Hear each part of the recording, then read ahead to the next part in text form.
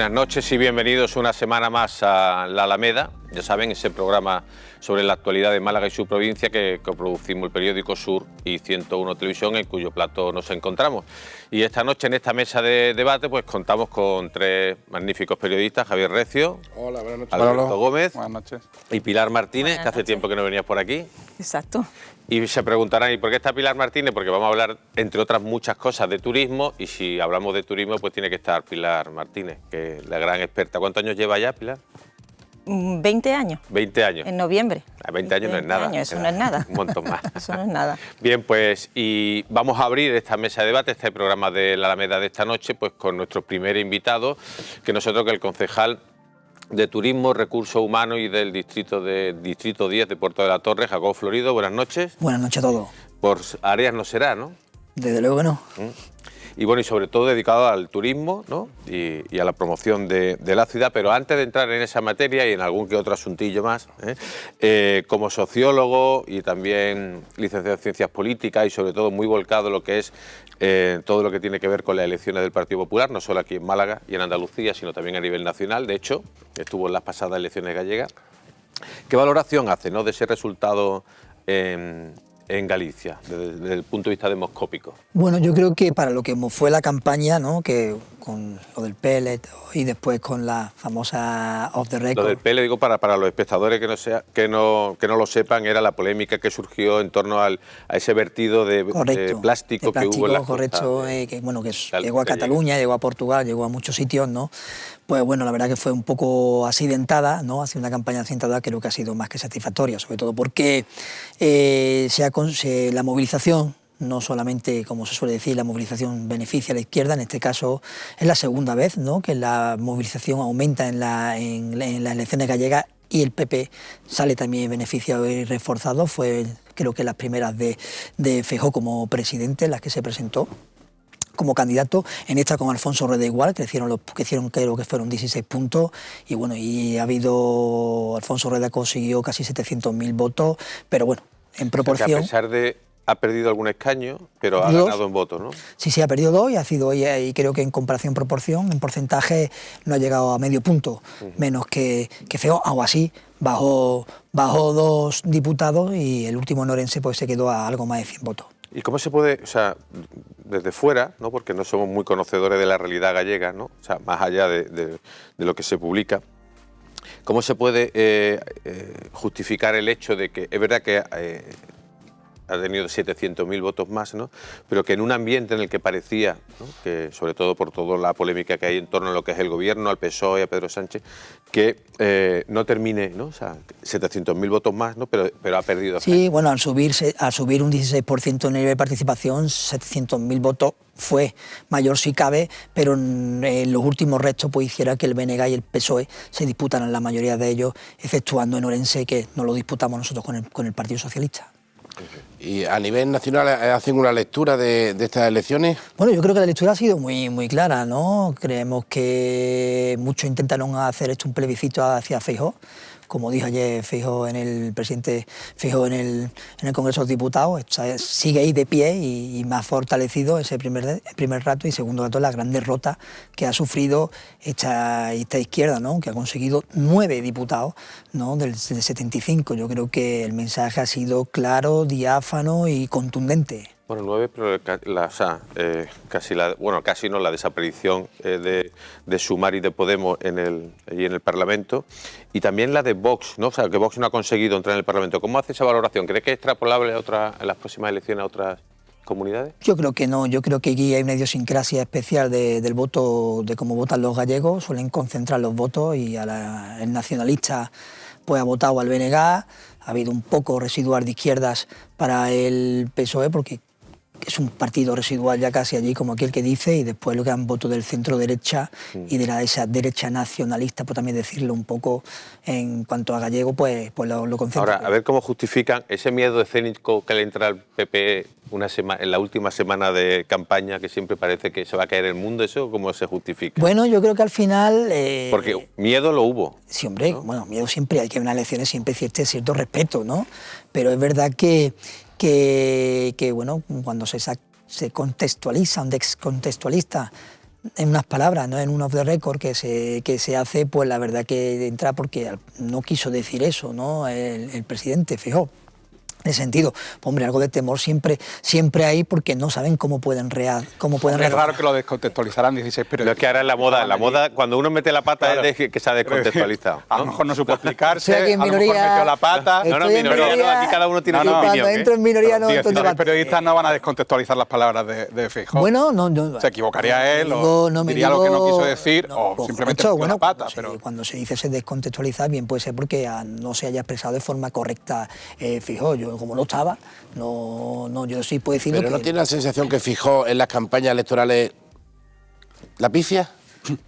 Bueno, yo creo que no es hasta... La pifió en las generales, que se daba por seguro la victoria del PP con Vox, y al final, creo que al aquella final- decisión de no ir al segundo debate, también la discusión que tuvo en Televisión Española, que se puso gallito y al final se tuvo que esconder porque se equivocó. Bueno, yo creo que al final las elecciones son muy complicadas. Y es verdad que cuando llevas tanto tiempo gobernando, cuando has ganado 4 mayorías absolutas, cuando te contextualizas en el rango presidencial, no es lo mismo que en el rango de oposición o de opositor, ¿no? Y creo que ahí pues sí es verdad que puede ser que no esté todo lo entrenado, permitidme la expresión, el presidente Feijóo, pero bueno, es que son muy complicadas, ¿no? Las elecciones, y sobre todo cuando todo va o aparentemente crees que lo vas a conseguir y al final pues pasó lo que pasó, ¿no? Que al final pues nos quedamos a 7 de escaños de poder contar con esa mayoría. Bien, vamos a bajar de Galicia a Málaga, ¿no? Que es donde, después de este pequeño comienzo, Pilar, haznos un resumen un poco del 2023. Fue un éxito, vamos a hablar de turismo, sobre todo de turismo en la capital. 2023 se batieron los récords de estancia media, ¿no? Además fue la ciudad de más de 500.000 habitantes que más subió en cuanto al turismo. Cuéntanos un poquito cómo fue ese 2023. Bueno, 2023 ha sido un año récord para toda la Costa del Sol, pero los datos con los que concluye Málaga Capital sí que son más destacados. Primero porque la Costa del Sol tiene ya menos margen de crecimiento, Málaga tiene todavía mucho recorrido, y segundo porque son conceptos diferentes. Y en los destinos urbanos, Málaga es ahora mismo el destino urbano español que más crece en turismo. En ese crecimiento hay varios datos destacados. A mí no me gusta destacar siempre el récord de turistas porque creo que es un error pensar en la estrategia de que todo consiste en ganar cada año más turistas. Yo creo que es mejor el dato de el récord en ingresos por turismo o el récord en estancia media, que en el caso de Málaga Capital también se ha conseguido llegar en este 2023 a una barrera que hasta ahora no se... Superar el 2, ¿no? Los 2 días, ¿no? 2 días de Hemos consolidado, ¿no? 2 días de 2,2, estancia, ¿no? 2 días de estancia media.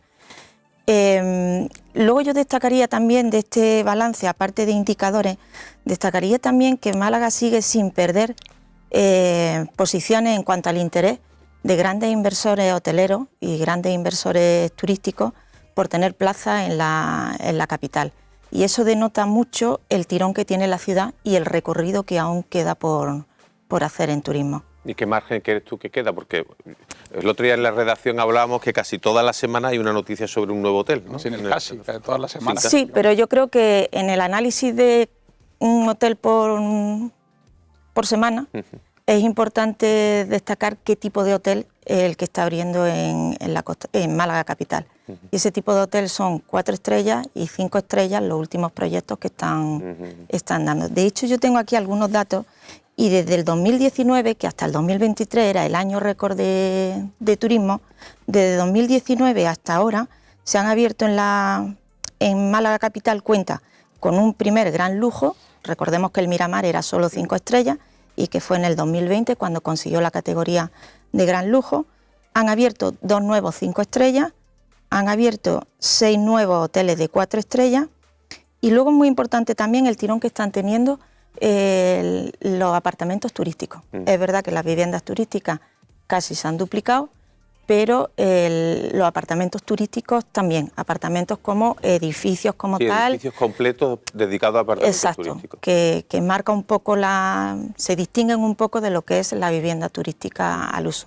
Y yo creo que esa debe ser la estrategia, que no nos asustemos por el anuncio de nuevos hoteles, sino que pensemos en qué tipo de hoteles se están abriendo. Y en ese entorno, Jacobo Florido, en ese entorno de ciertas,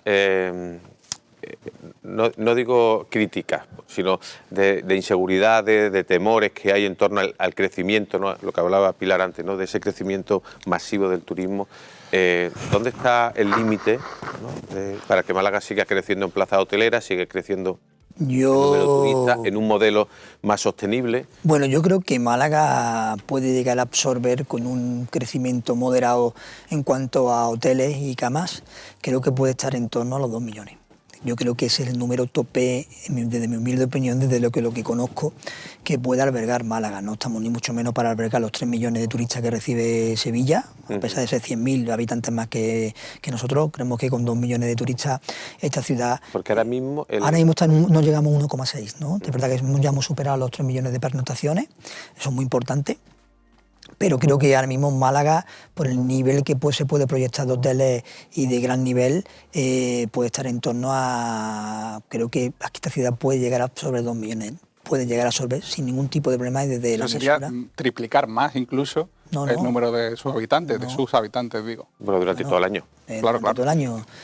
Seguiría que durante 2 millones, ya te cuenta que no hace mucho tiempo se hablaba de la estacionalidad, ¿no? Y yo creo que Málaga ya no llevamos años o unos cuantos años que no sabemos lo que es la gracia. Pero igual que hace años se hablaba de la estacionalidad, ahora se habla mucho del riesgo de la masificación. Hemos escuchado a líderes de su partido, como el propio Francis Salado o Juanma Moreno, hablar de esos riesgos. En el ayuntamiento no hacen ningún tipo de análisis. Creo que eso es más alarma que realidad. Creo que ahora mismo Málaga no está masificada en ese sentido. Digamos que hay mucha gente, pero no. Hay gente, es verdad que hay gente... Eso no significa que sea malo, ni mucho menos. Correcto, ¿no? En ese sentido, ¿no?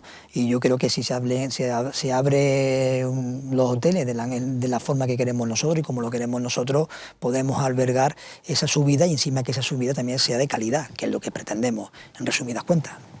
¿Y tienen calculado el ingreso que deja, el dinero que dejan los turistas que vienen a Málaga? Sí, hace poco hicimos un estudio y creo calcular que hemos sido la ciudad de más de 500.000 habitantes que más hemos crecido en gasto medio, que más hemos crecido en RIPAR. RIPAR es rentabilidad por habitación disponible, y en ADR, ¿no? Average Daily Rate, ¿no? Por precio medio. Y eso es muy importante. Después, en el segmento como MAIS, estamos entre los 5 destinos más importantes. Aparte de venir de disfrutar, también se viene a trabajar, ¿no? Estamos en torno al impacto económico, sí, han sido 160 millones de euros, con un gasto medio de 320 euros diarios, siendo conservadores, porque nosotros entendemos que nosotros estamos muy por encima de la media. Es decir, los números que hay son muy interesantes. Y después, pues todas las cadenas, como bien ha dicho Pilar, son muchísimas las grandes cadenas, los grandes operadores turísticos que han puesto sus en Málaga. En Málaga lo único que estamos intentando están intentando buscar ese edificio que hagan que ese número de habitaciones más o menos, pues... ¿Qué opinión tienen del turismo de cruceros? Pues mira, yo del turismo del crucero creo que soy más partidario de que seamos puerto base, bien en salida o bien en llegada. Si es en llegada incluso mejor, porque hay estudios demostrados que el mayor gasto se hace a la llegada que a la salida, ¿no? Aún así, cuando tienes salida, pues mayormente te tienes que quedar a dormir. Es verdad que cuando vienen numerosos cruceros a un mismo tiempo, encima en periodos donde ya la ciudad tiene, pues es verdad que te produce posiblemente un impacto, ¿no? Entiendo que no es un tipo de turismo que les atraiga. Pero no es que no nos atraiga, vamos a ver, que es cierto que si fueran más ordenados y no viniera de golpe, pues es verdad que sería mucho mejor, pero es verdad que esos futuros cruceristas son prescriptores del futuro, en ese sentido. Sí. Y en ese caso Málaga tiene una ventaja respecto a otros destinos, porque el puerto sí que tiene una marcada estacionalidad. Los cruceros llegan masivamente en abril y mayo y llegan masivamente en octubre y noviembre. Correcto. Con lo cual en los meses de temporada alta del resto del sector no se pisan. Sí, es verdad. Eso sí que es una ventaja respecto a otros destinos. En agosto, ¿no? En feria, pues te vienen 5 cruceros, pues es verdad que a toda la bulla, permitidme la expresión, que hay en ese día, pues si encima le incorpora 2.000 o 3.000 turistas más, pues hace que... Pero bueno, entendemos que ahora mismo Málaga, en cruceros todavía nos falta todavía un poco para batir los récords que conseguíamos hace algunos años en ese sentido, pero sí es cierto que Málaga está luchando por ser puerto base. Y para ser puerto base es muy importante conseguir mayor conectividad, eso mayor con Miami, ¿no? Son numerosas Ahora se está trabajando en ello, ¿no, Pilar? Es decir, con conexiones con Estados Unidos, ¿no? No solo con Nueva y York. de las conexiones con las que se está trabajando con Estados Unidos, de las que se habla de Boston, se habla de Miami, se habla consolidar el de Nueva York como no por temporada, sino que se mantenga durante todo el año. La que a Málaga le interesa más es la de Miami, precisamente porque el gran despegue de cruceros de Barcelona hace años... Fue por la conexión aérea. Fue ¿no? precisamente... Que ofertan el vuelo directamente, incluido el vuelo Miami-Málaga, y de Málaga salen, ¿no? Pero también nos ayuda a servir hub con Latinoamérica, con LATAM. Es muy importante. El inconveniente, bueno, son las grandes operadoras de aviación, pues que no intentan no canalizar con vuelos que tienen entre ellos, y también hay una falta de aeronaves muy patente, pues que hace pues que tengan que ser muy operativos todos los aviones que hay disponibles. Recientemente publicamos que el edificio, hablando del hotel, el edificio de Correos, Eso ¿no? iba a preguntar. Eso es lo que ibas a comentar. No, bueno, coméntalo tú, Pilar. No. El edificio de Correo, que ya, digamos, se está consiguiendo despejar el camino burocrático y sobre todo de planeamiento y de compensación, ¿no?, de los terrenos, que era lo que había que hacer, se va a convertir también en un hotel que vendría a sumarse también, bueno, a la Torre del Puerto, que está ahí siempre, ¿no?, como que es como el eterno debate, ¿no? Ahora ya publicamos recientemente también que estaba ya en puertos del Estado para que su remisión al Consejo de Ministros. ¿Qué opinión tiene un poco sobre ambos proyectos? Bueno, yo soy partidario de la Torre del Puerto. Lo digo claramente, y ahora aquellos que dicen que no se va a hacer, pues ahora tienen la papeleta de demostrar que no se va a hacer. Nosotros somos un órgano meramente tramitador, hemos tramitado legalmente lo que el puerto ha hecho legalmente, por lo tanto ahora el Gobierno Central, en un Consejo de Ministros, el que tendrá que determinar si sí o si no. Si es que no, tendrá que justificarlo muy bien. Va a determinar, entre otras cosas, ¿no?, que si es de interés general, ¿no? O sea, bueno, hay un poquito el debate, ¿no? Sobre todo estamos siempre en este mismo debate de ese gran hotel, ¿no? Porque es verdad, Málaga no tiene ese gran hotel de 300 o 400 habitaciones que pueda albergar grandes congresos internacionales o grandes congresos mundiales. Es decir, el único sitio que hay en la ciudad o que pueda haber la ciudad es ese. ¿Le sigue pareciendo la ubicación idónea para un hotel de este tipo? Yo creo que el hotel no me... Sinceramente, podemos discutir si te gusta más o menos el diseño, pero yo creo que ahí, a mí particularmente, yo lo veo que es idóneo y que es necesario. Bueno, hay un detalle que nos ha comentado muchas veces, y es que el diseño que está circulando, entre otros, en el periódico, aquí también en la televisión, es decir, no es el diseño definitivo. Sí. ¿no? Bueno, lo dijo aquí el presidente del puerto, que ese diseño al final puede cambiar. Lo que se aprueba es, digamos, la altura y la volumetría, ¿no? Y después está claro que, bueno, por lo que dicen los operadores, va a ser un hotel de un nivel que la ciudad necesita. Pero yo siempre digo que en el momento que la gente, cuando quede claro descubierto el camino descubierto de qué hotel va a venir, yo creo que se acaba el debate de la altura. Porque creo que es el hotel que Málaga necesita y que nos va a poner en el mapa de las grandes ligas en cuanto a ese turismo que vamos buscando. Pero para ese mapa de grandes ligas, no sé si antes llegaría el de Correo o el del Puerto. Yo creo que el de Correo llega. Y en el de Correo hay posibilidad de que nos pongamos en el mapa de esas grandes ligas, de la mano de marca. Yo ahí soy mucho más cauto. En primer lugar, porque todavía no está el operador definido y todavía no está aprobado lo que supuestamente los técnicos han llegado al acuerdo con la parte propietaria. Entonces yo soy muy cauto y yo cuando vea el operador, pues ya lo he dicho. A ver si para entonces le arreglan el Guadalmedina, Medina, digo.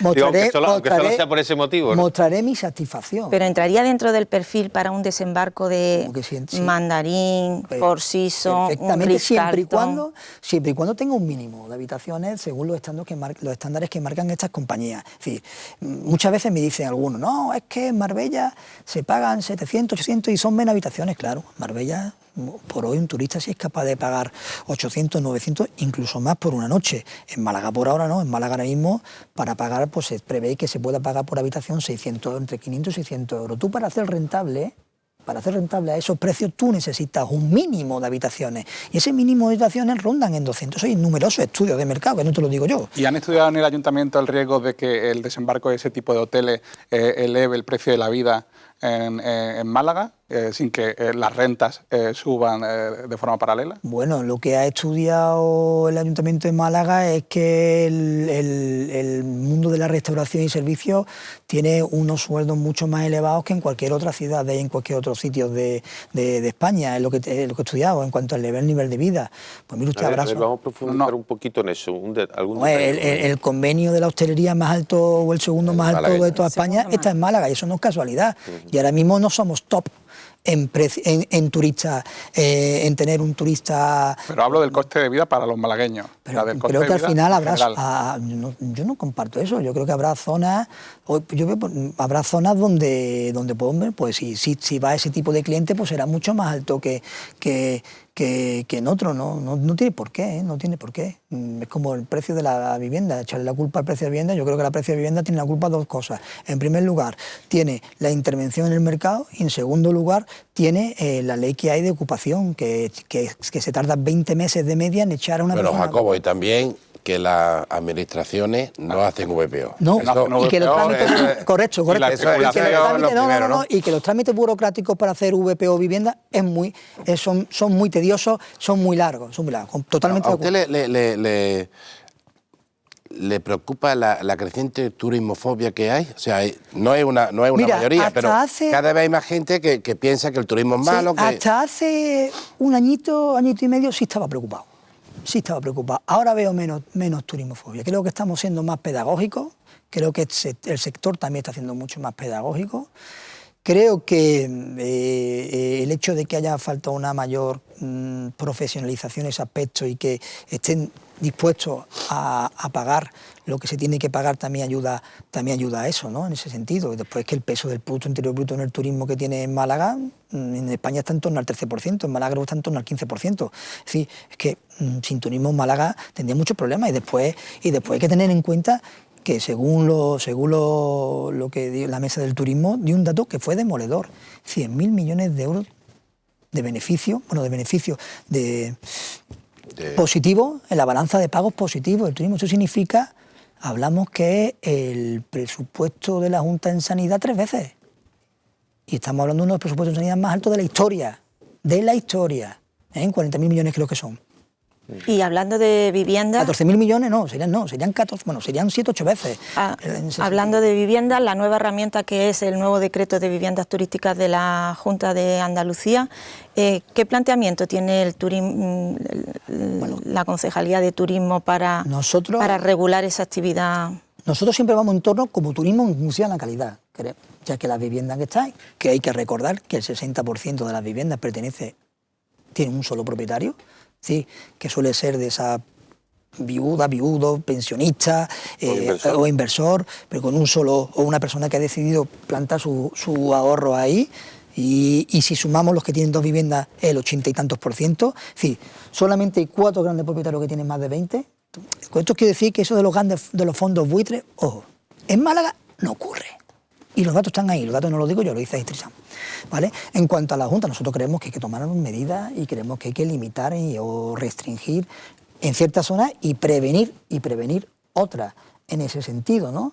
Pero bueno, nosotros como turismo lo que queremos es que esas viviendas que están pues tengan la calidad permanente. Nos gustaría que tuvieran todos sonómetros, lo propusimos. Se nos ha comunicado que en una siguiente modificación se van a incluir los sonómetros. Somos líderes en sonómetros. Somos líderes en acuerdo con un acuerdo entre administradores de fincas y propietarios de viviendas, gestores de viviendas, para que haya un mayor diálogo entre ellos. Pues nos quedamos con esa idea. Es que estamos llegando al final de este bloque y no quiero que se me pase porque al margen de todo, de las elecciones gallegas, del turismo, de toda su actividad, es cierto que hace una semana se vio envuelto en un conflicto de ámbito personal, pero que trascendió a la política, ¿no? Hasta el punto de que el propio portavoz del PSOE y secretario general del Partido Socialista, Daniel Pérez, pidió su dimisión y tal. Y era sobre todo por una orden de alejamiento mutuo, ¿no? Por un conflicto personal con su expareja y que ahora mismo está en los juzgados, ¿no? Y viéndose. Entonces queríamos ver si nos podía un poco dar la última hora dentro del ámbito que sea posible y que explique un poco, ¿no? Yo, como he dicho, hablaré cuando tenga que hablar y ahora mismo pues va la cosa bastante bien. Entonces cuando llegue el momento diré lo que tenga que decir. Sí, pero en ese cruce de, bueno, al final el juez ordenó alejamiento mutuo a los dos, a usted y con su expareja mutuamente, ¿no? Pero ¿qué le parece que es ese tipo de ámbito de la esfera personal, ¿no? Y no lo digo solo en este caso ha sido el PSOE, pero en otros casos ha sido el PP, ¿no? Es decir, ¿qué le parece de que salten a la vida pública y se utilice también como herramienta política? No solo en este caso, sino en otros muchos, ¿eh? Manolo, la verdad que es que no, cuando llegue el momento haré el comentario y las declaraciones que tenga que hacer. Sabes que yo no me corto un pelo. No. Pero en este momento me piden... ¿Y usted que es bueno, aquí tenemos, por ejemplo, estamos viendo en las imágenes el tuit de Daniel Pérez. Usted que ha sido siempre muy guerrero en las redes sociales, ¿no? Y que no se ha callado nunca, ¿todo este tipo de cosas hace que se replantee su forma de ejercer esa voz, ¿no?, en las redes sociales? No, pero es verdad que por mi situación ahora mismo pues tengo que ser cauto. ¿Y dimitirá en caso de que sea condenado? Sí, cuando llegue el momento tomaré las medidas que tengan que tomar. Bueno, nos quedamos en eso, es decir, porque vamos a seguir dando vueltas y no. Bueno, ahora estamos ya a segundo de terminar este bloque. Permíteme, una pregunta. ¿Sí? ¿Qué opina de la tasa turística? ¿Para cuándo en Málaga? La tasa turística, pues, como lo vuelvo a decir por 11ª vez, la Junta de Andalucía no lo permite, por lo tanto... ¿Y le parece bien que no lo permita? Bueno, una competencia. Con ese incremento que prevén de casi 400 millones al año. Al final, yo sí estoy de acuerdo de la cierre turística, pero no como se plantea. No estoy de acuerdo que el andaluz tenga que pagar por venir a Málaga. Es el criterio de la consejería, sinceramente, ¿no? Y como no se puede discriminar... No se puede discriminar, ¿no? Pero, sí. Y los andaluces son más de la mitad de los turistas nacionales que llegan a... Correcto. Y Alberto, que le gusta este dato, porque me acuerdo... Muy rápido, que quedan 10 segundos. Me acuerdo cuando Málaga, ¿no? Málaga, el turismo nacional, hemos crecido un 5% en comparación con el año pasado. Seguimos creciendo en turismo nacional. Pues nos quedamos ahí porque ya hemos terminado. Muchas gracias y también por responder todo dentro de las posibilidades. Y bueno, le emplazamos a la vuelta de la ITV de Berlín, que es dentro de unos días, que también le emplazamos a que venga por aquí. Y a ustedes les decimos que sigan ahí, que volvemos en unos segundos.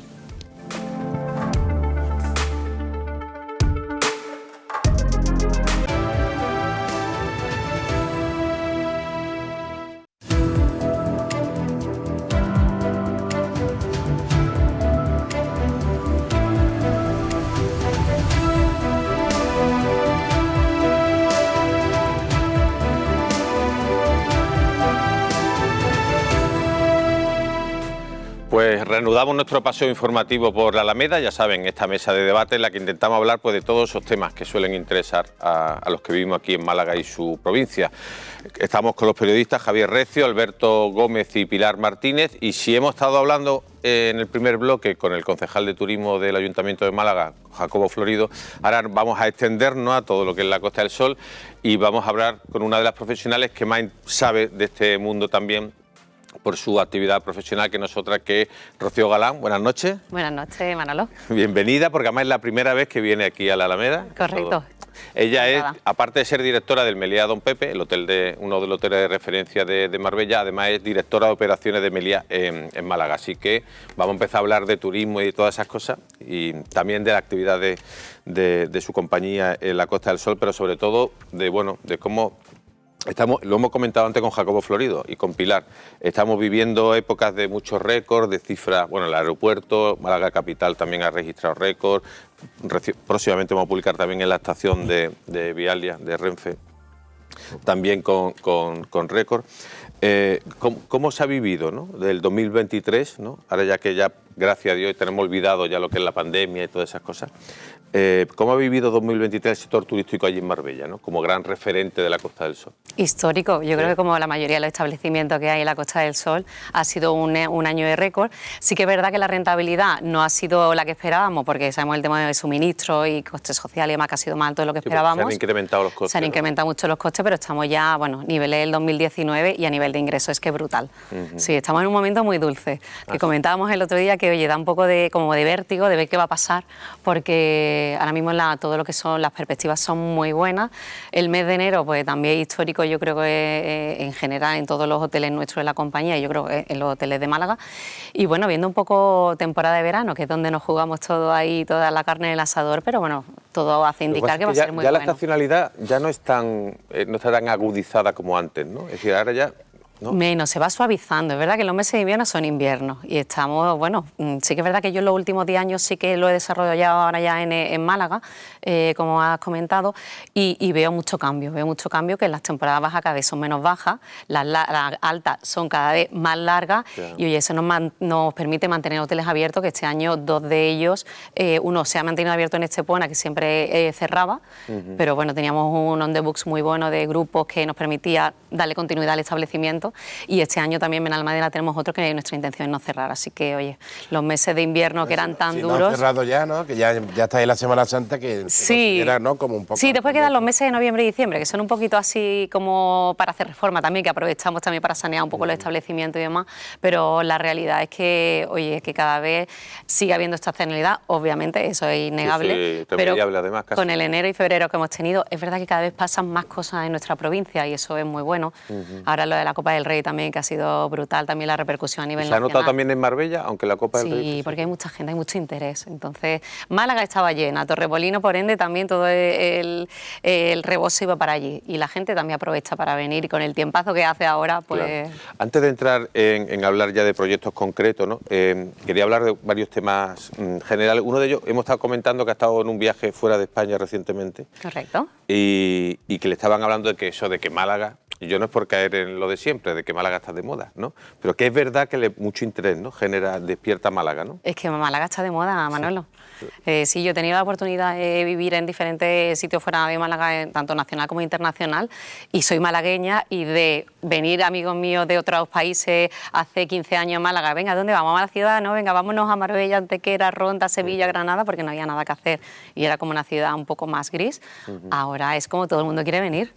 Cuando viajamos, París, Berlín y Londres, y presentábamos nuestros hoteles como Madrid, Marbella, Barcelona, todo el mundo era Barcelona. Ahora es como Málaga, que cuéntame qué tienes en Málaga. Yeah. Sí, es brutal. En Estados Unidos. ¿Qué tiene Meliá en Málaga? Bueno, lo que es la provincia tenemos 13 establecimientos. En Málaga capital tenemos uno en el Eroski, en Vialia, que estamos reformando también, y tenemos la super apertura de nuestro hotel de 5 estrellas en la Plaza de la Merced. El llamado Hotel de Piqué, vaya. Totalmente, bueno, yo ya lo doy por hecho. Con el nombre ya ese, está, ¿no? el 7 Piqué, ¿cómo se va a llamar? El Meliá Piqué. Mi Málaga. El Meliá Piqué, ¿no? Estamos hablando de Meliá Piqué porque el exjugador de fútbol, Gerard Piqué, uno de los inversores... Sí, es de los socios. Los socios en la inversión en ese hotel que luego va a gestionar, ¿no? Sí, lo gestionamos nosotros. Va a ser un proyectazo, un hotel de 5 estrellas ubicado en la Plaza de la Merced. Tenemos mucho, ¿no? Mi compañero, nuestro presidente, el señor Escarrer, tenía mucha ilusión por tener un hotel de 5 estrellas en Málaga. Hemos estado muchísimo tiempo buscando y finalmente, si todo va bien, el año que viene, en julio, estará ya abierto. Ah, en julio. Sí. Tanto, ¿no? Pero muy rápido, ¿no? Bueno, llevamos ya unos años, sí. Pero que ahora estás... Sí, la construcción va a ser muy rápida, entiendo. La construcción, lo más complejo era la base, la estructura de base, porque bueno, el cimiento era un edificio que es bastante dificultoso para levantarlo. Entonces, lo más lento va a ser ahora mismo lo que es la base del edificio, y después ya una vez que sube es fácil. Sí, es rápido. ¿Y al margen del de aquí de Málaga capital? Bueno, en la provincia... El emblemático Don Pepe, ¿no? Que sí. es el histórico desde toda la vida, ¿no? De Marbella. Tenemos un proyecto también muy bonito en Puerto Banús, en nuestro Meliá de toda la vida, el Meliá Marbella Banús. Lo vamos a reconvertir también en Meliá de 5 estrellas, bajo la marca MI, que va a elevar también la oferta complementaria en Marbella, y eso será ya cerramos en septiembre y abrimos en mayo del año que viene. O sea, hay muchas cosas, proyectos muy interesantes en nuestra compañía. Esto, o sea, ese vértigo del que hablabas, ¿no? Diciendo, porque es que yo no quiero caer en frases hechas, ¿no? Que se repiten permanentemente, pero eso de morir de éxito, de tal, pero es decir, y le estábamos comentando al concejal de turismo de Málaga, Jacobo Florido, él decía, todavía Málaga tiene margen, Málaga capital, para crecer como medio millón de turistas, tiene 1,5 millones ahora, él decía que se podía llegar a 2 millones sin el riesgo de la masificación. Dentro de ese vértigo que ha comentado, ¿no? Sí. O sea, ¿cómo se ve el futuro a corto plazo, ¿no? O a medio plazo, ¿no? La verdad que sí, que cuando las cosas son muy bonitas y todas las perspectivas son muy buenas, también siempre tenemos ese miedo, claro, ¿verdad? Esa como de qué va a pasar, pero bueno, la realidad es que Málaga está ahora mismo muy puntera y sí que tenemos capacidad, ¿verdad? Que el centro histórico es pequeño, algunas veces incluso un poquito ya saturado para caminar, para reservar en restaurantes, pero como cualquiera de las ciudades más potentes del mundo. Bueno, es que es tal cual. ¿Y algún otro proyecto más en la capital? En Málaga seguimos buscando, nos gustaría tener también... Pilar está mirando ahí como diciendo... Si tienes alguno, Pilar, que me lo dice, ¿eh? Si tienes algún local o algo así... Yo sé del interés que tiene el presidente de la cadena en tener más presencia en Málaga, lo dejo también claro allí en Fitur. Sí, él tiene... Y entonces, bueno, pues me imagino que eso es porque ya tienen algo Sí, a la estamos vista. siempre analizando proyectos, tanto en Málaga capital como en la provincia. Hoy comentaba que venía de ver otro proyecto en Estepona. La realidad es que el presidente, el fundador, nuestro presidente honorífico, siempre ha querido tener algo en Málaga. Siempre que me veía por el mundo en alguno de sus hoteles me decía, Rocío, ¿para cuándo un hotel en tu ciudad? Digo, a ver si es verdad que me voy yo allí de directora. Bueno, de hecho lo comentó, ¿no?, en el foro que tuvimos hace unos años. Sí, exacto. En Málaga. Sí. De todas formas, ese crecimiento, digamos, de infraestructuras da la sensación de que no va aparejado hay un déficit. Eso pasa también en el mundo de la tecnología, ¿no? Que tú dices, muchísimas empresas tecnológicas, y luego el problema es que no tienen trabajadores con formación tecnológica, ¿no? Parece que en el sector servicio, en el sector turismo pasa algo parecido, ¿no? Es decir, que es llamativo que con un índice de paro como el que hay en Málaga y en Andalucía, ¿no?, aunque haya un volumen estructural, ¿no?, pero llama la atención que tanto en el mundo tecnológico como en el del sector servicio no solo que falten trabajadores, sino que falten, sobre todo la atracción de talento sea muy compleja, ¿no? Totalmente. Ahora mismo, el día de hoy, en nuestro talón de alquiler, con diferencia.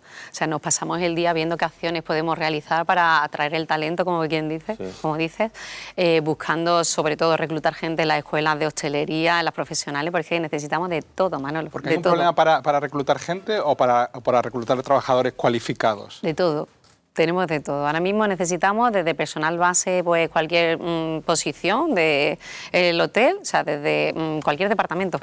Sí que es verdad que nuestra actividad es muy fuerte, nosotros como compañía, como Meliá, sí que somos atractivos para trabajar. El convenio de Málaga de hostelería considero que tenemos un buen convenio. Pero quizás puede haber el problema, ¿no? Si hubiera quizás mejores sueldos, tendrían más facilidad, ¿no? Sí, la realidad es que el mundo de hostelería hotelero no es muy atractivo porque son 24 horas, 7 días a la semana. O sea que aquí no se entiende de festivos, ni de fines de semana, ni de horarios. Sí que es verdad que poco a poco se ha ido regulando para que sea más atractivo y las condiciones sean más bonitas para que la gente quiera trabajar.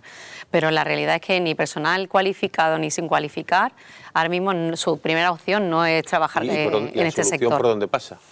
Pues pasa por intentar fomentar un poco, bueno, hacerlo más atractivo el sector, que las condiciones, pues eso, los turnos seguidos sean seguidos, de que se pague un poco mejor, que es verdad que el año pasado llegamos a un acuerdo con los sindicatos aquí en Málaga y se mejoró el convenio a nivel salarial. También tenemos paz laboral también en los próximos años. Necesitamos mucha formación, escuelas de formación, grados, porque vivimos en Málaga de eso y todavía son escasos. Y también hace mella el problema de la vivienda, porque por ejemplo... según qué destino, mucho. O sea, en Málaga... Encontrar trabajadores en Marbella es complicado. Muy complejo. Sí, en Marbella la vivienda también es muy cara, ¿no? Marbella es, ahora mismo de la provincia, seguramente el sitio donde es más difícil encontrar personal. De hecho, ya lo que hacemos, incluso en los hoteles estamos dedicando habitaciones de clientes para personal. O sea, están utilizando habitaciones, ¿no? Totalmente. Sí, porque si no es que la gente no viene, porque hay momentos puntuales en verano que necesitamos mucha más gente de lo normal y aquí se tienen que venir con condiciones que sea atractivo, si no, no viene nadie. Recientemente hablaba con un chef con estrellas Michelin de Marbella y comentaba que él tenía un piso para sus trabajadores, porque dice, si no es que sería imposible. Imposible traer. Piensa en departamentos como puede ser el de actividades, del propio de animación, que vienen a lo mejor para trabajar 2 o 3 meses en verano, son gente joven que quiere ganarse un dinerillo y si no le da alojamientos que no vienen. Entonces, sí, hay que cambiar un poco la mentalidad, romper paradigmas y oye, y si en vez de tener 200 habitaciones tienes que tener 180 a la venta, esas 20 las tienes que dedicar al personal, porque es que si no, no se pueden cubrir los servicios. Y algo de lo que se habla poco, bueno, hemos escrito y hemos hablado también aquí de eso, pero el cambio climático, ¿no?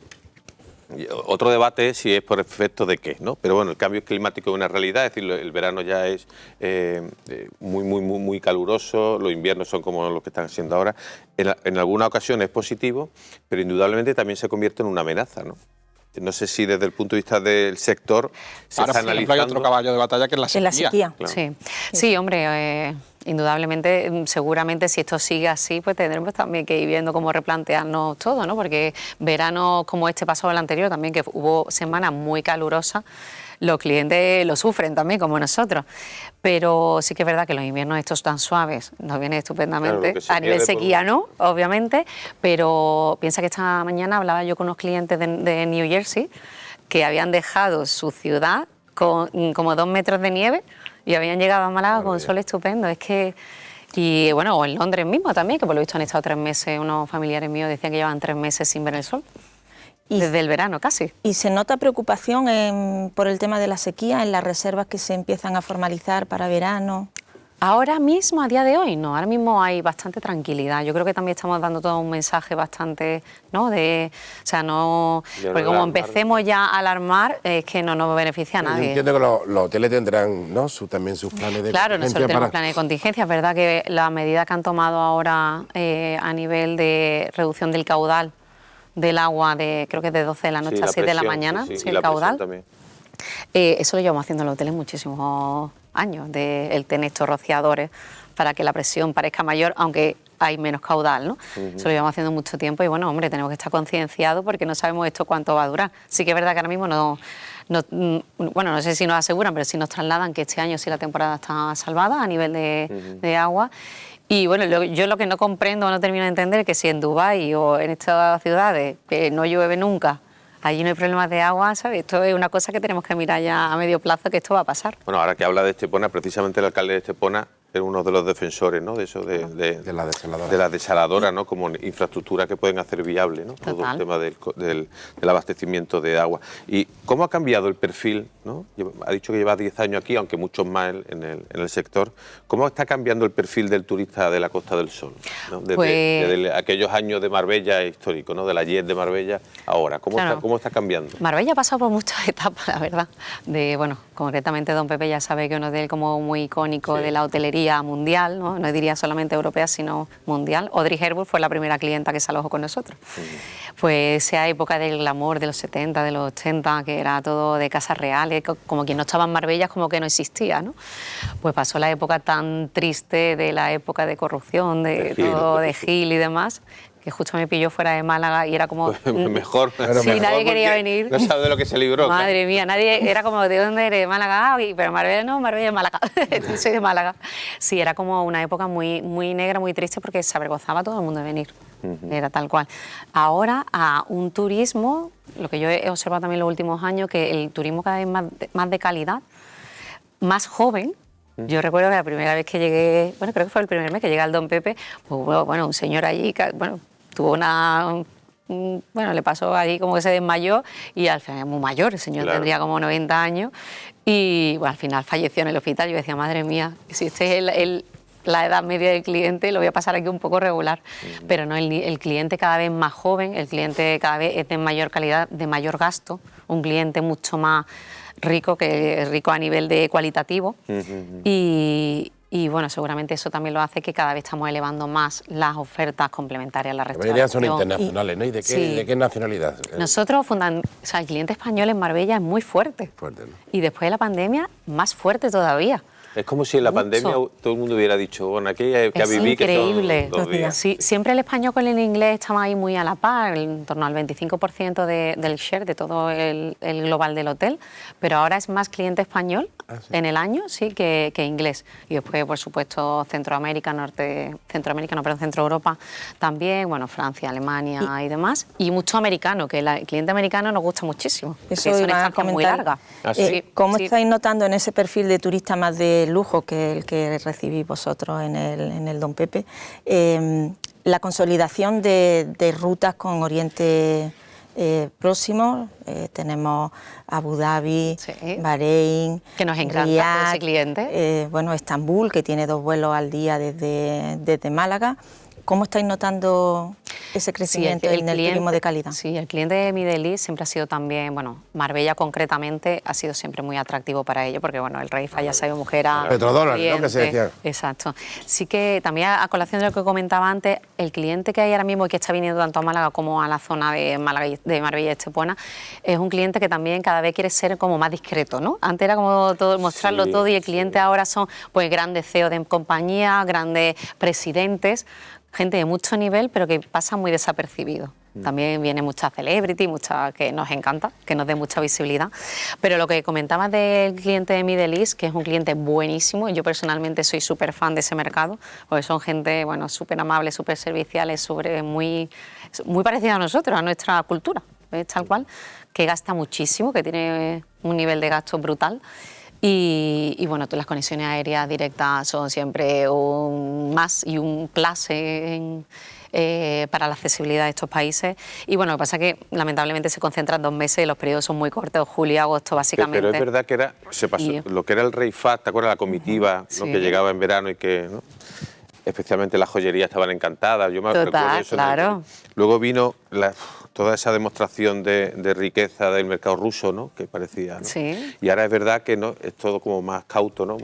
Pero más discreto, más discreto, sí. Sin embargo, han crecido mucho la llegada de turistas de esa zona, precisamente por las conexiones directas que hay con el destino. Sí, nosotros soñamos con el vuelo directo de Málaga a Nueva York todo el año, no solamente en los meses de verano, porque no es lo mismo ir a una agencia en Nueva York o incluso en Miami que tú digas, ¿cómo llegas a Málaga? De Miami, bueno, primero tienes que ir a Madrid o a Barcelona, después coges el AVE, llegas a Málaga y de allí vete a Marbella o Estepona o vaya a donde sea. Y a nivel de marca, que fuera, por ejemplo, en Estados Unidos, que ha hecho referencia varias veces, ¿qué suena más, Málaga o Marbella? Ambos. Antes era Marbella, sin ¿no? comparación ninguna, o sea, no había paragones, ¿no? Ahora ya Málaga muy Málaga potente. se ha colado también ya como sí, destino. Está muy... Es verdad que Marbella es una marca muy consolidada, la gente sabe a qué viene a Marbella. Málaga todavía está por descubrir, ¿no? Tú dices, Picasso, ¿sabes que Picasso nació allí? Ah, qué bien. Como son los americanos, tan, ¿no? ¿Y qué receta debería seguir? Todo tanto y tan disfrutones. ¿Qué receta debería seguir Málaga en la búsqueda de ese perfil un poco más parecido al de Marbella? Sí, necesitamos elevar eso, lo que es el cliente de calidad, no es a por todo. ¿Pero eso cómo se hace? Sí. O sea, que esto pasa si mucho también una carta por... de los Reyes Magos diciendo, venga, necesitamos que en Málaga haya esto. Sí, a ver, es verdad que esto pasa mucho también por nosotros, por los hoteleros, ¿sabes? Que cuanto más vas elevando un poco las tarifas, ahí vas tú ya sacando gente que no es tu turismo el que te beneficia. El tema, bueno, que creo ya lo ha comentado muchas veces en muchos foros de la despedida de soltero, de los disfraces, que eso turismo no te aporta nada, mucho, te da mucho... Pues eso, como que pierde mucho, ¿no? Mucho de identidad y de control, ¿no?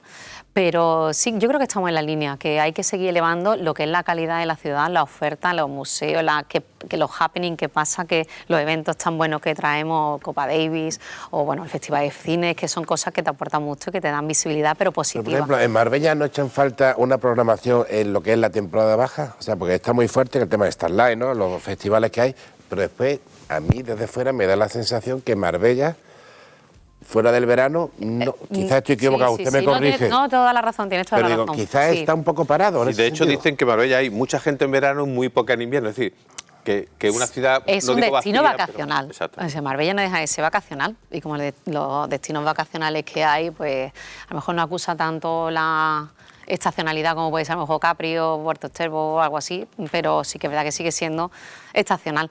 Pero también es verdad que nosotros estamos súper conectados y muy accesibles desde el aeropuerto.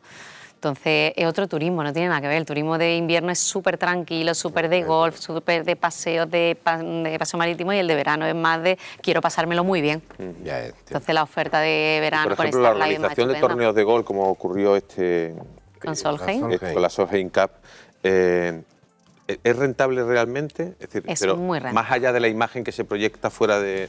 Es todo, te ponen el mapa, Manolo, te ponen el mapa internacional y eso es maravilloso siempre. Ahora tenemos también el 2025, se ha confirmado también el Campeonato Mundial de Ironman en Marbella, que eso te atrae gente de cientos de países, o sea, decenas de países, perdón. Entonces todo eso hace que estemos en el mapa y la gente nos conozca y repitan. Y... Sí, necesitamos mucha actividad y sobre todo estar presente en sitios clave, en las ferias clave, hacer muchísima promoción y sí, bueno, todo esto. En cambio, la feria, y tú ahí, Pilar, puedes... Hay veces que están un poco denostadas, ¿no? Que se le critica, ¿no? Como si a la feria se fuese, no sé, que fueran innecesarias, ¿no? Y no, las ferias, como todo el turismo, ha cambiado y se han ido transformando y han pasado por baches. Y es verdad que hace unos años las ferias como que no se le veía tanto sentido con el avance que había de la tecnología. Pero con todo el avance tecnológico que hay, los profesionales siguen yendo a las ferias y siguen considerando que las ferias... Ahora, de hecho, viene la... Hay que ir. La ITV, Sí, la ahora ITV, viene la ITV. Hay que ir, invertimos muchísimo dinero para ir, y si invertimos dinero es porque Que después hay tiene retorno, hay retorno. Hay ferias que son buenísimas, donde tenemos que estar presentes, como puede ser una ILTM de Cannes, que se hace en diciembre, que eso es como el top del turismo de lujo, ¿no? Y ahí siempre estamos presentes también, tanto a nivel individual de empresas hoteleras como también a nivel de ciudad. Vamos porque merece la pena. Y es que hay mucho, es como hay que estar porque está todo el mundo, muchas veces también. Se nota si falta. Exacto, es como, bueno, ¿y qué pasa con Marbella que no está este año? ¿Qué borraría usted de la provincia o de la capital o Marbella en relación al turismo? ¿En qué tenemos que mejorar? Bueno, en el momento del tren litoral este, esto sería muy básico también por el tema también del trabajo que comentábamos antes, Sí. de que la gente podría llegar a trabajar a Marbella, porque si no es que ahora mismo es inviable, que no puedes. El otro día me decía un pobre que quería trabajar con nosotros, decía, bueno, yo vivo en Málaga, pero entonces para llegar a Marbella puedo coger el tren de cercanía hasta Fuengirola y allí coger un autobús. Digo, si se va a tirar 2 horas en carretera. Claro. Para poder llegar a Marbella, o sea, no puede ser. Sí, que muchas veces parece que centramos la conexión ferroviaria en el turista solo, No, y no es no así. solamente. O sea, usted lo vería más como un cercanía Claro. hasta Marbella, más que un tren Totalmente. de alta velocidad. No, bueno, sí, un cercanía también podría ir bien. Obviamente un tren de alta velocidad pues sería maravilloso, pero hacerlo más accesible, Más accesible absolutamente. para los trabajadores. Sí, tema cultural también, todo lo que sea promover la cultura, es como te eleva el nivel. ¿Y las playas? ¿Cómo están las playas de Marbella? Ese siempre me hace mucha gracia, ver la alcaldesa alguna vez me pregunta, Muchas veces ¿qué se tal nos olvida está de las playas de Marbella, porque es Sí. que las playas de Marbella no son especialmente buenas, sobre Cabo Pino y un par de ellas. No, son mejorables. También lo que decíamos muchas veces y hemos comentado también con los políticos en Marbella, el tema de los espigones sería fundamental. Siempre Ángeles Muñoz dice, bueno, ¿con qué tal está la playa del Don Pepe? Digo, María Ángeles, es que nuestros clientes no van a la playa, no salen porque, ¿para qué? O sea, el motivo del cliente que viene a Marbella no es ir a la playa, porque es que la playa es inexistente. Claro. Si el problema No. es que cada invierno ocurre Ay, lo mismo, ¿no? Todo el rato, Manolo, es como el día de la marmota, es como renovar un poco lo que es la arena, no sé cuánto, llega el primer temporal de Semana Santa, adiós playa, y volvemos a empezar. Sí, los espigones también sería clave en esa zona, también el tema de la desaladora absolutamente. Y bueno, pero yo soy muy optimista porque veo la evolución que hemos tenido en los últimos años, de los últimos 20 años en la provincia, y la verdad que se está elevando muchísimo el nivel. Y a nivel de precios, por ejemplo, ¿qué precio, digo para los espectadores, qué precio medio puede tener una habitación allí en el Meliá? ¿En Don Pepe? Sí. Bueno, como sabes, va un poco por temporada de más, pero en verano, piensa que de lo último, hacíamos el otro día un análisis también de cómo ha evolucionado el hotel en los últimos años, y hemos pasado de unas tarifas de 400 a 800 en 6 años. 800 euros Sí. la noche. Sí, sí, pero bueno, tenemos casos de hoteles vecinos que nos pasan por la derecha, Bueno, Marbella claro, Club, claro. Marbella, pues bueno, que son también productos maravillosos y que nos ayudan mucho como ciudad también, que ellos están por encima de los 2.000 euros. Sí. Claro, así es como se consigue el turista de calidad que hablábamos antes. No todo el mundo se puede permitir ese, ¿no? Pilar, estamos en la recta final. ¿Tú tenías algo Volviendo más? Muy al rápido porque nos Meliá queda y proyectos, ¿qué proyectos más va a Pilar sumar quiere que en le la cuente Costa del algo Sol? más. ¿Qué proyectos más va a sumar en la Costa En del corto Sol plazo- Meliá a corto plazo? En corto plazo tenemos esto de la apertura del Mi Málaga, que es como nuestro caramelito. Es la primera vez, ¿no? La primera con Sí. la marca Mi, ¿no? Sí, en Andalucía es la primera incluso que vamos a tener. También Mi Marbella Banús, también Coming Soon. Y bueno, con mucho interés, porque es verdad que nuestra compañía está en el foco de coger hoteles aquí, también los fondos de inversiones todo el rato buscando. Lo que pasa es que hay poca oferta.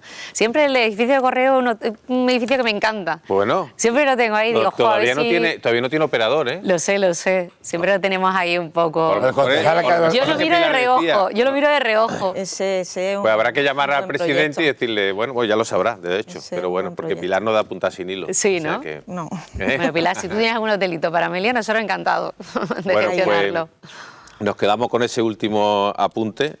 Cualquiera sabe lo que puede pasar. Es que hemos estado hablando antes de que no tenía operador todavía decidido. Ah, vale, ok. Había muchos. ¿Hay novios? Tiene ahí todavía... pretendientes. Tengo ahí oportunidad. alguna opción, ¿no? Sí, Tengo sí. alguna opción. Sí, Que sí. muchas gracias por estar aquí, ha sido muy Vosotros. interesante. y volveremos a llamarle para que esté de nuevo aquí. Ya saben, Rocío Galán, que es la jefa de operaciones de Meliá en Málaga, así que muchas gracias por estar aquí y hasta la próxima. Siempre. Y a ustedes le decimos que, bueno, que sigan ahí, que ya arrancamos la recta final de la Alameda con nuestro tercer bloque en unos minutos.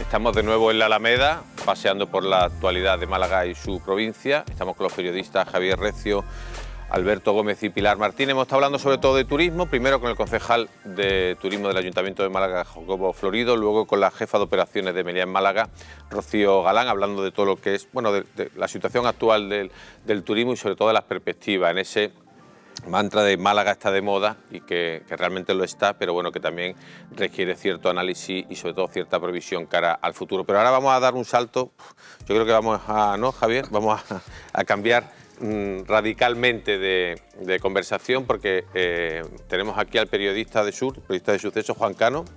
Un placer. Uno de Sur y de Media España, porque te vemos casi más en periodista la tele de Sur. Otra cosa es que salga en otro sitio. Exactamente. Bueno, él, yo diría, ¿qué hace? Pues el periodista de sucesos más especial, el mejor. Periodista de sucesos. Que no se note que eres colega. ¿No? De Europa. Del mundo. No, es cierto, así que bueno, y hemos querido que venga aquí para que nos cuente sobre todo el último suceso que yo creo, que ha impresionado mucho a muchos padres, siempre digo padres y abuelos, ¿no? Porque y que ha despertado mucho interés, sobre todo por las peculiaridades del asunto, que nosotros, que la muerte de un menor en Getafe. En Getafe. Al consumir una bebida energética en la cual había lo que le llaman cocaína rosa y 2 gramos, creo que eran, ¿no? 2 gramos de cocaína, y bueno, pues falleció el menor en un caso que todavía está, ¿no, Juan? Está en investigación, habrá que ver qué se concluye. Ahí el primer, yo creo elemento extraordinario del caso es que un menor de 14 años sufre una sobredosis. El segundo, que yo creo que es lo que tiene todavía que aclarar la investigación, es que se la puedan haber suministrado, que yo creo que fue lo que más alarmó a los padres, como si se tratara de una broma. Esta segunda parte no está demostrada y es la que está investigando la policía. Ustedes preguntarán, ¿y por qué ahora nos vamos a un suceso? Más que ir a suceso concreto de Getafe, lo que queremos hablar, Juan, es un poco de la situación que hay, ¿no? En cuanto a ese tipo de sustancia, el acceso de menores a ese tipo de sustancias, otras como la sumisión química que también hemos publicado mucho, es decir, que hay unos riesgos y no lo hacemos ni mucho menos por alarmar, no, por prevenir. Es una realidad, ¿no? Yo creo que hay que prevenir y hay que saber que hay una realidad en la calle que además va en aumento, que el hecho de que las drogas sintéticas se están imponiendo claramente en el mercado. Cada informe anual en Europa sobre la aparición de nuevas sustancias cifra siempre cada año por encima de 400 sustancias nuevas. La reflexión cada año. La reflexión es, sí, para que entendamos un poco por qué ocurre esto, es que es como si fuera un árbol con un montón de ramas. Ese árbol con un montón de ramas, que es una sustancia que se detecta como peligrosa para la salud, se fiscaliza y se prohíbe. ¿Qué es lo que hace el mundo del narcotráfico? Le quita una rama al árbol, la sustituye por otra nueva y esa sustancia ya es legal. Hasta la primera vez que se interviene. Con eso sortean, por lo menos la primera vez, un delito contra la salud pública. A partir de ahí, cuando se detecta la sustancia, se fiscaliza y entra en esas 400 anuales que se incluyen en la lista de prohibidas. Hay un I+D en el narcotráfico constante, pues para sortear precisamente estas prohibiciones. Digamos que es la utilización de sustancias permitidas para fabricar una sustancia, una droga. Sí, de hecho, el caso de la cocaína rosa es un fenómeno de ese tipo. Viene de una sustancia que es de uso farmacológico y a partir de ahí se han ido introduciendo nuevas variantes hasta el punto de que la cocaína rosa actual no es la cocaína rosa original. La que se está comercializando ahora mismo es una mezcla de ketamina y MDMA. Con la ketamina es en los países desarrollados la ketamina se usa de forma como anestésico veterinario para caballos. Es decir, esto es lo que se están consumiendo la gente joven. Lo primero que te dice cualquier especialista en la materia es que no sabemos lo que están consumiendo y lo que se está consumiendo. Son barbaridades. La cocaína rosa que se está comercializando, la principal composición es ketamina y en una cantidad menor MDMA y a veces cafeína. Claro, si este cóctel molotov lo unes con una bebida energizante y en 2 dosis, o sea, en 2 gramos, el resultado es letal. Ni sin bebida. O sea, que 2 gramos es una auténtica... Sí, pero bueno, un barbaridad. cuerpo adulto ya le costaría resistirlo un niño, imagínate. A mí lo que me llama la atención con el tema de la droga es el acceso, ¿no? Está claro que son cada vez más gente más joven y si te pones a pensar, dice, bueno, si niños de 14, 15, 16 años tienen tan fácil el acceso a la droga, las fuerzas y cuerpos de seguridad del Estado tendría que tenerlo más fácil todavía. ¿Por qué no se consigue, no ya eliminar, que yo creo que eso es prácticamente imposible, pero aminorar? Porque a mí la sensación que me da es que cada vez está más extendida. Es una realidad, cada vez está más extendida, pues porque van por delante, Javier. O sea, el narcotráfico es precisamente lo que yo contaba de las ramas del árbol. Eso de por delante, ¿no? Lo que pasó en Barbate hace... Pero es que es así, es que... Además que es muy difícil perseguir drogas tan nuevas, ¿no? Eso es, y sobre todo porque se fabrican en laboratorio, y te voy a decir la dificultad, respondiendo a la pregunta de Javier, que tienen las drogas de diseño. Las drogas de diseño tienen mucha más dificultad de almacenaje. Por ejemplo, la cocaína rosa, si se almacena en grandes cantidades, se apelmaza y no se puede comercializar. Entonces, a la policía le cuesta mucho encontrar grandes alijos. En Málaga se encontró el año pasado el tercer mayor alijo de España. ¿Sabes cuál era la cantidad? 7,5 kilos. Es decir, si habláramos de cocaína o habláramos de hachís, estamos hablando de una ridiculez.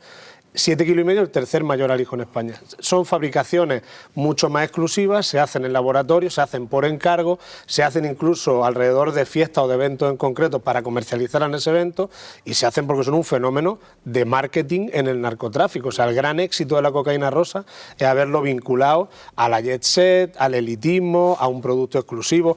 Es baratísima de producir, no con esto pretendemos ni mucho menos alentar a ello, pero es baratísima de producir y sin embargo se venden a 140 euros el gramo, llega a alcanzar. Pero es que adapta su precio al mercado en el que se introduce. Si está en un barrio o en una zona más deprimida, se comercializa a 20 euros. Si está en una zona exclusiva, se comercializa a 140. ¿Y qué se está produciendo? ¿Que los jóvenes tienen más fácil acceso a ese tipo de droga o que los narcos están poniendo más el foco en estos jóvenes como potenciales? Yo creo que hay un poco de todo, Yo creo que al final... Acceso, perdón, un inciso, acceso a la droga por parte de los jóvenes ha ocurrido siempre. Eso te iba a decir, yo creo que igual de fácil que siempre. Yo coincido contigo. Quizás más jóvenes. Quizás cada vez se rebaja más la edad. La precocidad, sí, también el hecho de que hay determinados perfiles de edad donde, sin embargo, van a una discoteca y no pueden consumir alcohol porque se les prohíbe, pero las pastillas danzan a su ancha. Es decir, esto está pasando. Les prohibimos que se tomen una copa y sin embargo tienen allí a un montón de camellos que están pensando en cómo... Y lo utilizan de conejillos de India. O sea, yo creo que el acento donde hay que ponerlo, aparte de que no saben lo que se meten, que yo creo que ese es para mí el gran titular de esta historia, no saben lo que se meten. Lo segundo es que esa prueba a la que yo hacía referencia, de colocarle una rama nueva al árbol, no se hace, el narcotraficante no la prueba primero a ver si eso es malo para la salud o no, no, lo hace, la comercializa, es un producto de éxito y las consecuencias ya vendrán después. Lo que alertan las autoridades sanitarias es que le están llegando casos de sobredosis, de intoxicaciones para las que no estamos preparados desde el punto de vista sanitario. ¿Y síntomas que los padres puedan detectar? Generalmente son cambios de humor. A ver, ese tipo de droga... Detectar un cambio de humor, no por hacer una broma. En adolescentes. En adolescentes tiene tela, pero no por gastar una broma. Pues lo has dicho de broma, pero precisamente eso es lo que dificulta detectarlo, porque yo creo que es la época más convulsa de la vida y más agitada y donde las relaciones con los padres son más difíciles. Y de esa situación precisamente se valen las drogas, pues para que cuando te vengas a dar cuenta del problema igual ya sea tarde. Pero síntomas, hay una cosa que ocurre con este tipo de sustancias que más que lo detecten los padres, lo pueden detectar tu grupo de amigos. Si tienes un grupo de amigos sano y tienes gente a tu alrededor que cuida de ti, y es el efecto tan clarísimo que tienen.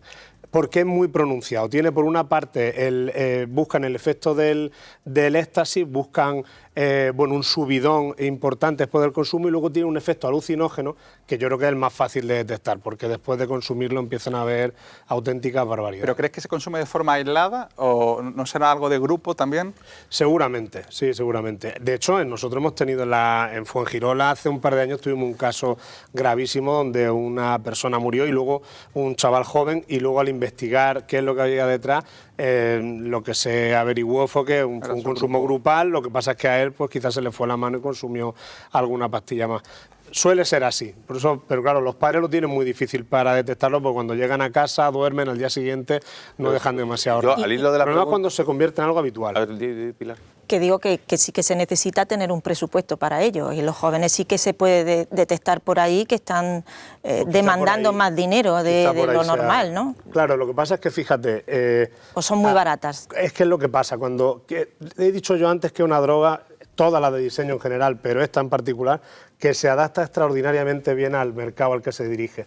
Es decir, si la consume en un determinado ambiente de adulto y tal, puede tener un precio muy alto, y con chavales jóvenes puede costar 20 euros, con lo cual, y más si en grupo, media pastilla, es decir, esto está pasando así. Yo creo que un tema educacional, insistirle mucho a los chavales en casa, porque lo fácil es decirle que es peligroso y que está prohibido, y eso yo creo que ayuda poco.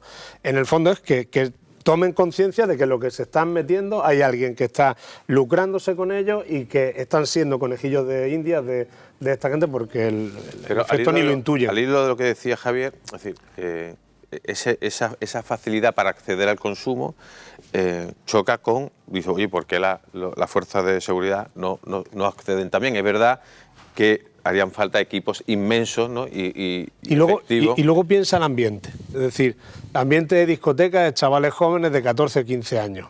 Un policía da un cante ahí tremendo. Es decir, son precisamente los ambientes donde es más difícil meter gente de paisanos, detectar este tipo de menudeo. Es complicado, yo creo que ahí tenemos un reto importantísimo. De todas maneras, también, yo creo que se ha normalizado, por desgracia, también mucho el consumo de drogas, porque a mí me da la sensación que también antes estaba más circunscrito a gente más joven, pero es que hay mucha gente ya mayorcita y adultos que consume mucha droga. Y además... Y que hace vida normal. Eso, no, que hace vida absolutamente normal, y sale y toma cocaína o toma lo que haga falta, y después recuerdo yo que un comisario me comentó que no me podía imaginar la de gente que tiene accidentes de tráfico, gente mayor, que está afectada que por esto que dice Javier es una realidad, y además que está incluso llegando a consumir droga en lugar de alcohol. Es decir, la droga se está convirtiendo en un sustitutivo del alcohol, porque es más difícil detectarla en un control de tráfico, porque es más difícil, no, es más barato. Un control de alcohol es más rápido. Tiene muy poco coste, y una prueba de drogas tiene un coste bastante alto, y solo se hace cuando se percibe que puede haber un consumo. Pero es una realidad, hay un cambio de tendencia, y sobre todo la impresión que tengo yo es... Que para mí eso lo más grave es la normalización. Se le ha pedido el respeto, es decir, el que se haya podido tener antes la idea de probar algo que no sabes lo que es y el efecto que pueda tener, yo creo que eso se ha perdido. Luego hay otra variante, ¿no? que son las drogas de sumisión química, ¿no? Que he utilizado en muchas violaciones, y que en Málaga ha habido bastantes casos. También de diseño. En Málaga hemos sido pioneros, casos ha habido en toda España, no hay una zona donde ocurran más que otros, pero lo que hemos sido pioneros de verdad en Málaga ha sido en tener un protocolo en el Hospital Costa del Sol para detectarlo, que además ha funcionado de maravilla y ha resuelto y ha detectado muchísimos casos. La sumisión química, también hay drogas de diseño detrás. El GHB es la droga más utilizada, siempre se habla de la burundanga. La burundanga en realidad es un término que no se ajusta, es una planta, no se ajusta en realidad a lo que está ocurriendo en la calle. En la calle la principal droga de sumisión química es el GHB, y luego también la escopolamina, que es una variante de la burundanga, y que la principal dificultad que hay es detectarla, por eso la necesidad de que se puedan en los hospitales busquen lo que a priori no verían de otra manera. Esos protocolos hacen que ante cualquier caso de agresión sexual se active el protocolo y se mire. Y realmente es preocupante, quiero decir, hay que animar a los chavales a tener vigilada su copa, muchísimo. O sea, realmente es preocupante, sí, mucho.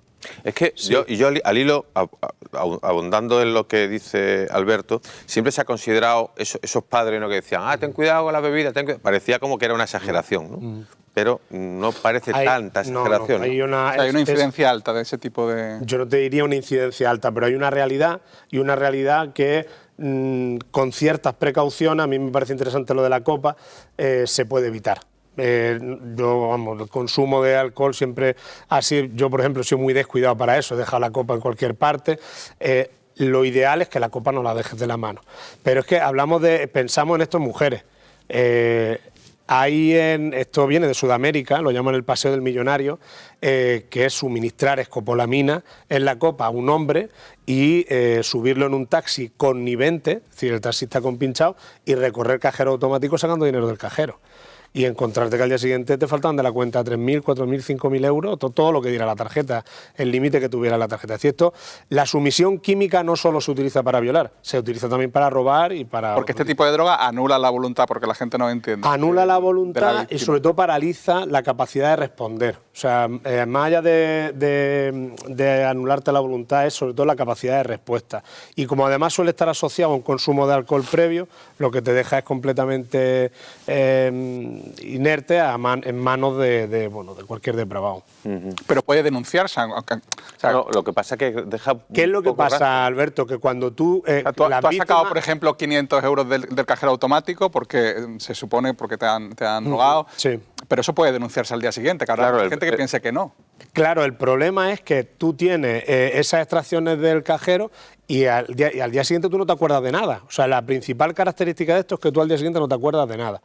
Y ese es el problema, que si tú no recuerdas nada puedes ni denunciar. Ha habido casos donde se han esclarecido violaciones sin que la propia víctima denunciara, a partir de testimonio de terceros. O sea, tú fíjate, o de grabaciones que se han encontrado en registro. Claro. Porque no te acuerdas de nada. Yo recuerdo un caso concreto que yo tuve de sumisión química gravísimo, donde las víctimas no recordaban haber sido violadas, luego sí tenían algunos flashes y fueron reconstruyendo algo de lo que pasó, y una de ellas se dio cuenta porque le habían pintado en el glúteo con un pintalabios. O sea, y a la mañana siguiente, al levantarse y ir al baño, se vio en el espejo y dijo, esto aquí algo me ha pasado y no sé lo que es. O sea, este es el denominador común, no se acuerdan de lo que les pasó. Entonces, ¿cuál es el panorama entonces? Sobre todo, yo no diría... ¿Tienes contacto, es decir, con la policía, con la fuerza de seguridad? Es decir, ¿esto es algo que hay que asumir y que hay que...? Mira, por ejemplo, este verano que hemos tenido la moda de los pinchazos, ¿no?, de los chavalitos que iban... Sí. La otra noche hablaba... Explica lo que es eso, porque lo en verano, además estábamos todos los días alertando de ello, que iban chicos por las discotecas o por las fiestas, por los conciertos, pinchando con una aguja a las chicas. Se empezó a pensar que había un intento de sumisión química detrás, que llevaba algún tipo de sustancia a la aguja para drogar a esa chica y luego agredirla. Y después también hubo casos donde simplemente pues ya era al final una gracieta, pero suponía un peligro sanitario. Es decir, iban pinchando muchas chicas distintas. No se ha acreditado ni un solo caso. Ni un solo caso ha sido real de sumisión química. Es decir, y hemos estado todo el verano entero... Los medios de comunicación, alarma más que... Bueno, pero lo que tenemos que contar es la realidad. Yo no sé qué adjetivo utilizaba antes Alberto, pero si era muy preocupante, creo que... Yo no creo que sea, no hay que ser alarmista con esto. Es decir, no están ni hay violaciones todos los fines de semana. Es una sociedad relativamente tranquila, el índice de delincuencia ya lo quisieran otros países. Pero también es una realidad a la que no hay que darle la espalda y que tomando ciertas medidas de prevención o de precaución puede evitarla. Y una es no perder de vista la copa. Es algo tan sencillo como eso. Muy sencillo. Y esto tradicionalmente no lo hacíamos, la dejábamos en cualquier parte, pues no perderla de vista. Bueno, Juan, pero el índice, yo estoy de acuerdo contigo que el índice de delincuencia de España no es comparable al de otros países, pero ha habido un aumento muy importante de agresiones sexuales. Y hay un aumento muy importante de concienciación y de denuncia que antes no existía. que no digo que hayan aumentado las agresiones sexuales, pero también te digo que hay comportamientos de ese tipo que antes no se denunciaban y ahora sí se hace, de lo cual hay que felicitarse y hay que aplaudirlo. Pero eso no es reciente, eso digamos que es un... Y es lo que explica ese aumento. No, pero de un año a otro ha habido un aumento importante. O sea, puede ocurrir que ahora veamos más parte del iceberg, ¿no? Exactamente. Yo creo que hay, por ejemplo, voy a hablar de una conducta que antes no se denunciaba, te lo puedo garantizar, es que yo llevo 20 años frecuentando la comisaría y que ahora se denuncia constantemente, y me parece un éxito, que son los típicos roces en un autobús. O sea, el típico en un medio de transporte público, el típico que se acerca. Eso antes yo creo que llegaba a la puerta de una comisaría y directamente es que ni te cogían la denuncia, caso, claro. ni te cogían la denuncia. Y ahora esto se está denunciando y es una agresión sexual, Javier. No es un abuso, el abuso ya no existe. Eso es una agresión sexual. Con lo cual, claro, ¿las agresiones sexuales han disparado? Sí, en parte porque se denuncian conductas de este tipo.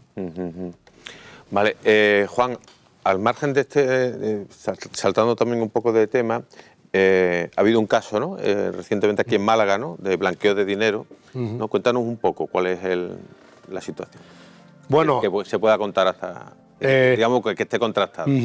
Bueno, lo que tenemos es un caso de fraude, supuesto fraude en la declaración de IVA relacionado con los hidrocarburos.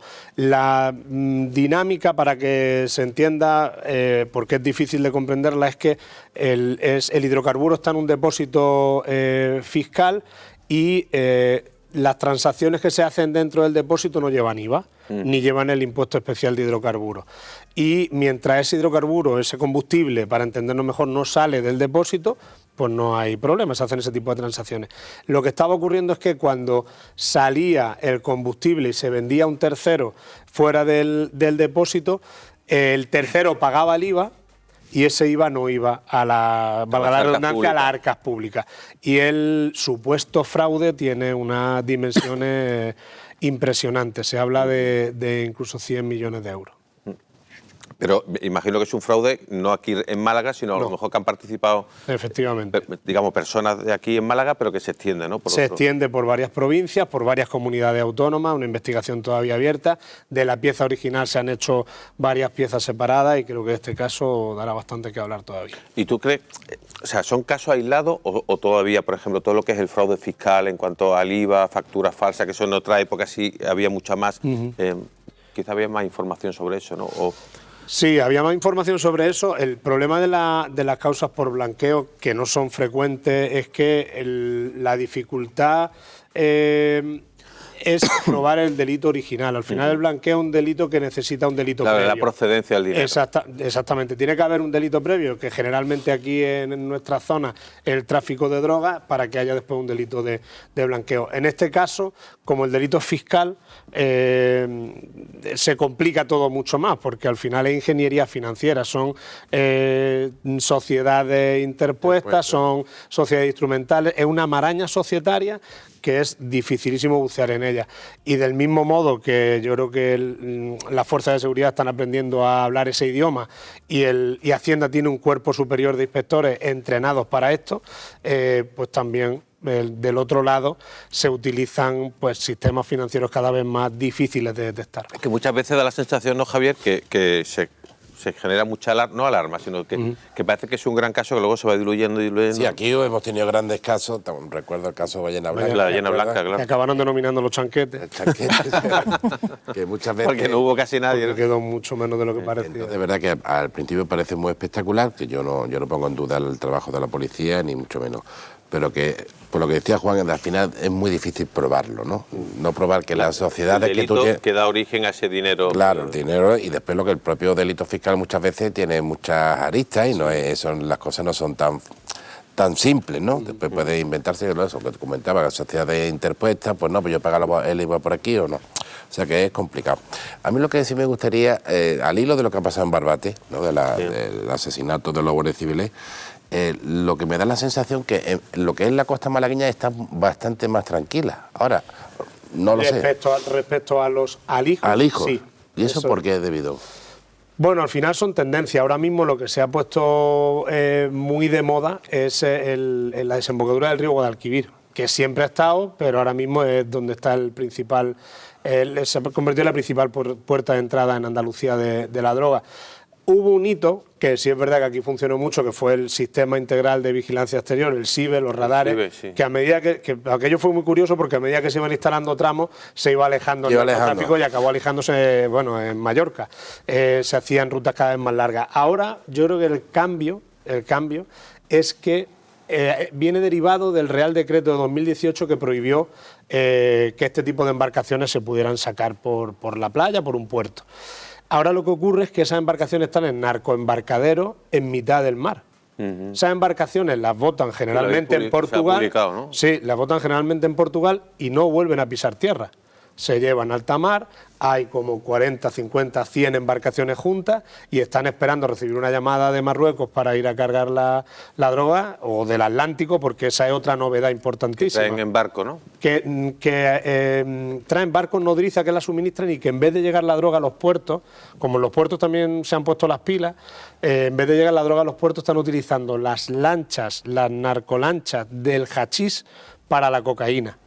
Hace una semana hubo una operación en Canarias que detectó 4.500 kilos de cocaína en una narcolancha. Eso no ha pasado nunca, nunca. Normalmente eso entraba en un contenedor, en un gancho ciego al puerto y el tema sí, que está cambiando todo esto y eso yo creo que ahora se alija donde están más cerca esos narcoembarcaderos y eso es Cádiz. Es decir, se busca minimizar, yo creo, el recorrido en el mar porque es más fácil detectarlo con los radares del SIVE. Pero es por el estrecho, ¿no? Sí, claro, por la cercanía del estrecho. Y luego hay una realidad que yo creo que al final hay mucho debate político alrededor de esto y mucha indignación, pero los medios no están ahí. Es decir, esto no se está arreglando. Y la que haya en las principales patrulleras de Cádiz esa noche estuviesen averiadas, es decir, yo creo que que estuviesen esa noche, no, que llevaban averiadas algunas 6 años, ¿no? Sí, algunas llevan 6 años. Luego, yo no me creo realmente que estuvieran todas averiadas. De hecho, Interior no ha reconocido oficialmente que estuvieran averiadas. Lo que dijo fue que había un temporal muy fuerte y que por seguridad, claro, si no manda una patrullera por seguridad, ¿qué hacen mandando unas zodias de 6 metros con 6 agentes a bordo? Además, es que hay una segunda versión o visión de ese tema que hace espantando a las narcolanchas esa noche. Es decir, espantar a las narcolanchas esa noche significa tener que rescatarlo a esos narcotraficantes al día siguiente. O sea, lo están mandando a un temporal. No había ninguna necesidad. Si eso se le fue de las manos, entró una, entró la segunda, entraron 6 y al final quisieron, por imagen, sacarlas de allí. Vale, bueno, pues nos quedamos con eso porque se acaba el tiempo. Oye, magnífico. Yo creo que está bastante bien informado. Sí, ¿no? Ha hecho una demostración así, ¿no? Muchas gracias. Ya te decía yo que era el mejor, no de España, sino del mundo. Bueno, muchas gracias por estar aquí. Mañana comemos. Te llamaremos en otra ocasión. Gracias, Pilar, Alberto y Javier. Y especialmente gracias a todos ustedes por acompañarnos una semana más en este paseo por la información que hacemos aquí en esta mesa de debate de la Alameda. Hasta la próxima semana.